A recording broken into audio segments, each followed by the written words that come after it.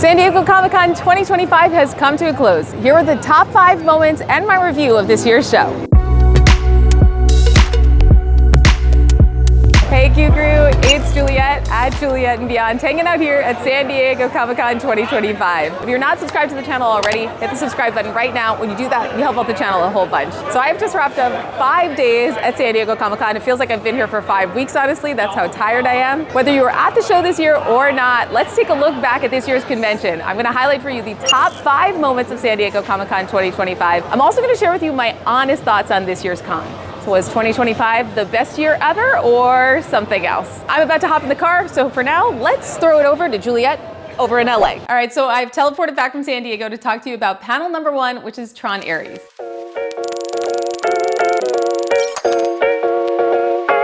Earlier, I predicted this was going to be one of the single biggest panels of the weekend, and it definitely delivered. There was not a seat to be found in Hall H for this one. It was arguably the hottest ticket of the weekend. After 15 years away from San Diego Comic-Con, Tron definitely came back with a big punch. Folks were screaming their head off, myself included. The production value on this one was absolutely crazy. There was lasers, there was the thumping 9 Inch Nails soundtrack, and then the big highlight of the opener was these folks walking in the Tron light suits, which looked incredible. It looked straight out of the movie. Absolutely star-studded lineup for this panel with Jeff Bridges, the Tron master himself, and Jared Leto on hand to talk about the movie. Definitely clear that this one has been in production for a long time. They talked about the process of Tron Aries taking around 9 years to make total. They debuted 2 clips from Tron Aries. The visuals looked spectacular in these. That's everything you'd come to know and expect from the Tron franchise.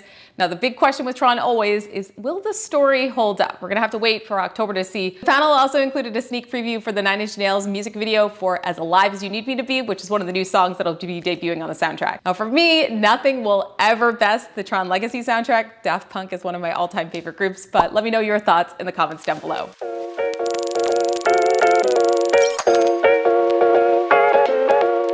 Highlight number 2, George Lucas makes his first ever appearance at San Diego Comic-Con. George Lucas appeared on stage alongside Guillermo del Toro in a panel that was moderated by Queen Latifah. The panel highlighted the Lucas Museum of Narrative Arts, which is opening up in Los Angeles, a museum that I'm really excited and looking forward to. Now, they talked a lot about the importance of narrative art and really even what the definition of art is in our society. It got very philosophical on the panel. But for 11 a.m. on a Sunday, I was wishing that I had 1 or 2 more cups of coffee to hang in this conversation. But the real highlight moment, I think, for San Diego Comic-Con was just George Lucas first appearing on stage.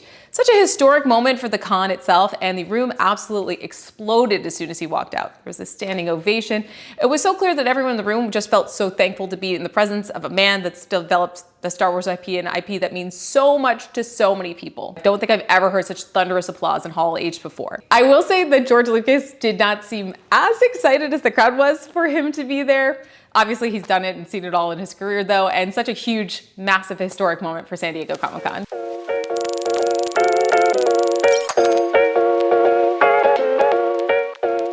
Number 3, Marvel announces Ultimate Endgame. During the Marvel Comics Ultimate Universe panel, a new limited series was announced that absolutely made a huge splash. During the panel, Marvel Comics Editor-in-Chief C.B. Cebulski announced a new 5-issue limited series. It's going to be debuting in December. This is being called one of the craziest and most impactful crossovers that Marvel has done in a long time. It marks a return to the maker of that evil Reed Richards variant. After 2 years of imprisonment, you know he's going to be back to mess up some people's days. Another huge moment when this was announced at the con, and we'll learn more about the series in the coming months, but for now we'll say that there are big things coming from Endgame, and Endgame has not seen its final days after all.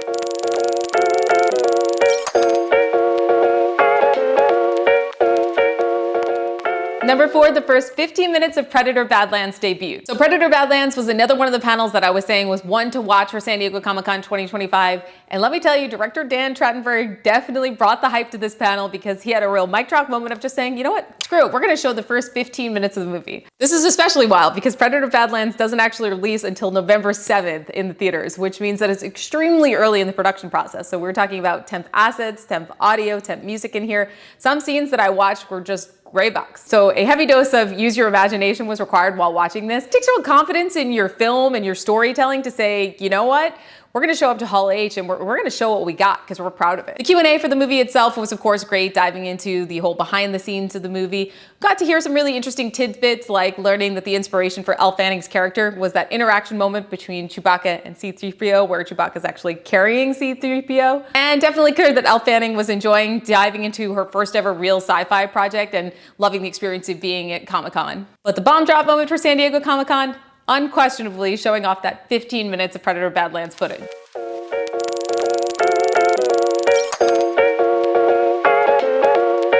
Number 5, the absolutely crazy amount of updates we got for upcoming television series. All right, so I am admittedly cheating a little bit with this category, but there was so much great television news that was dropped at San Diego Comic-Con. None of these announcements on their own probably merit making the top 5, but collectively, just the sheer volume of them, there are some real gems in here. So I'm just gonna blaze through these for you. Starting out with Outlander, so season 8 for the show, wrapping it up, looks like it's gonna be a very emotional one, jam-packed with all the things you'd come to look for and expect in an Outlander series. But the new series, Outlander Blood of My Blood, which is a prequel, also had a ton of juicy bits of announcements. Lots of Easter eggs hinted at and slightly different versions of familiar faces. The showrunner Matthew Roberts revealed that Uncle Lamb, who raised Claire, is definitely gonna pop up in this series, and also hinted at young Claire, maybe 5-year-old Claire, is gonna show up in the series as well. So lots to look forward to from Blood of My Blood. Over to Percy Jackson and the Olympians, we learned the series is gonna start streaming on Disney Plus on December 10th, but the big news was that the season 2 trailer finally dropped.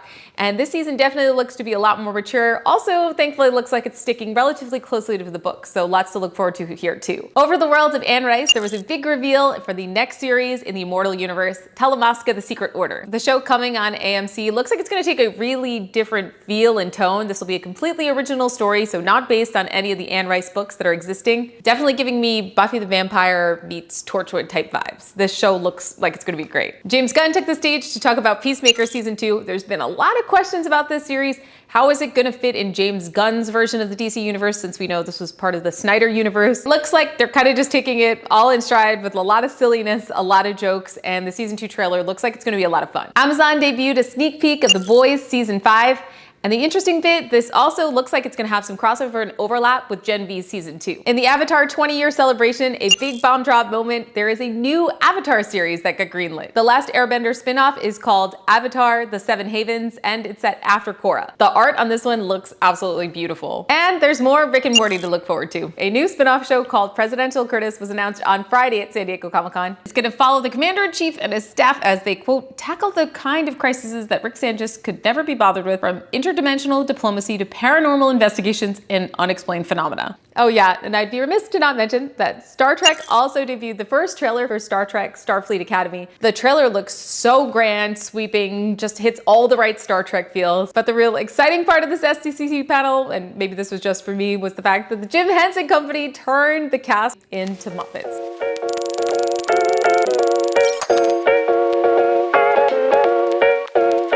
Now, of course, there were also a ton of great moments that happened outside the panel rooms, around the con itself, and then of course on the show floor too. Some highlights for me personally, the BBC Doctor Who activation was such a fun experience for a Doctor Who fan.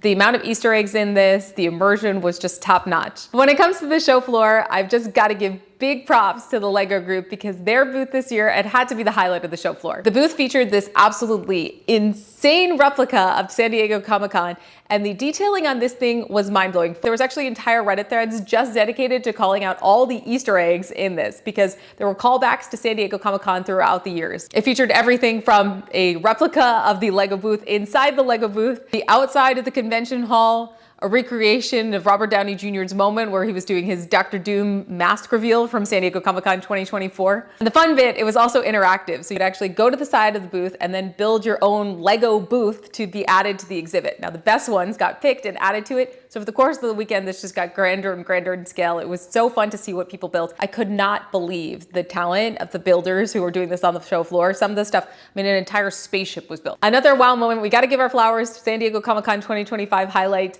to the Galactus cosplayer who made his way over to the Marvel booth in what has to be absolutely one of the most impressive cosplays I've ever seen in my entire life. The size and scale of this, you almost can't appreciate just seeing it on video, how large it was. towering over everyone in the convention center. It was staggering to see this thing in motion. Yeah, this is a 10 out of 10 moment from the con. And a very personal highlight reel for me, I will say, getting to meet Herbie from the Fantastic Four. I know this is probably going to be on some other folks' highlight reel as well. This was part of the Fantastic Four pop-up in the Marvel booth. Was my favorite part of Fantastic Four, okay? So getting to meet him in real life, I just wanted to squish him. Well, QQ, that wraps up my coverage on San Diego Comic-Con 2025, but don't worry, we've got LA Comic-Con to look forward to, New York Comic-Con, Destination D23. I've got videos coming up on all that for you, so make sure you're subscribed if you want to see those. I'll be back here with a new video for you next week. I'll see you then, and as always, remember, fandom is for any age.